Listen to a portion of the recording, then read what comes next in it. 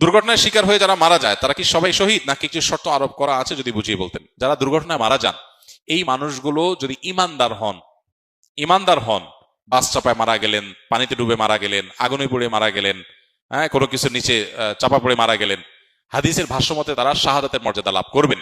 শর্ত একটাই, সে ইমানদার হতে হবে। ইমানদার যদি হয় তাহলে সেক্ষেত্রে নবী সাল্লাল্লাহু আলাইহি ওয়াসাল্লামের হাদিসে আছে খামসুন শহীদ, 5 ব্যক্তি শহীদ।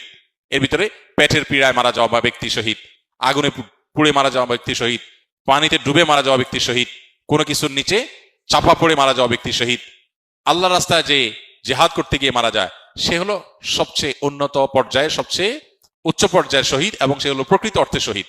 আর বাকি যাদের কাছে বলা হচ্ছে তারা হলো বিধানগতভাবে শহীদ। বাকি সর্ববিচারে শহীদ হলেন যিনি আল্লাহর রাহে জীবন দেন সেই ব্যক্তি। অতএব এরকম দুর্ঘটনায় যারা মারা যান সচরাচর আজকাল, তারাও শাহাদাতের মর্যাদা পাবেন ইনশাআল্লাহ, এবং তারাও শহীদের বিধানে পড়বেন, কিন্তু তাদের জন্য শর্ত হলো ইমানদার হতে হবে। এখন আজকাল নানান বিবেচনা দেখা যায় যে আমরা যে কোনো মানুষকেই শহীদ বলি। মুসলমান শহীদ হওয়ার জন্য মুসলমান হওয়া জরুরি, মুসলমান না হলে সে শাহাদাতের মর্যাদা পেতে পারে না।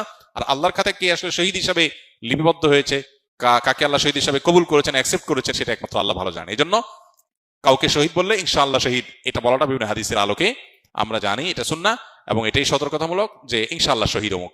আর সুধারণাবশত একজন মানুষকে শহীদ তো বলা যেতে পারে, বাকি শহীদ হিসাবে আল্লাহর কাছে মাকবুল কিনা সেটা একমাত্র আল্লাহ তাআলা ভালো জানেন। অতএব দুর্ঘটনার শিকার হয়ে যারা মারা যান, ইমানদার অবস্থা মারা গেলে আশা করা যায় তারা শাহাদাতের মর্যাদা পাবে।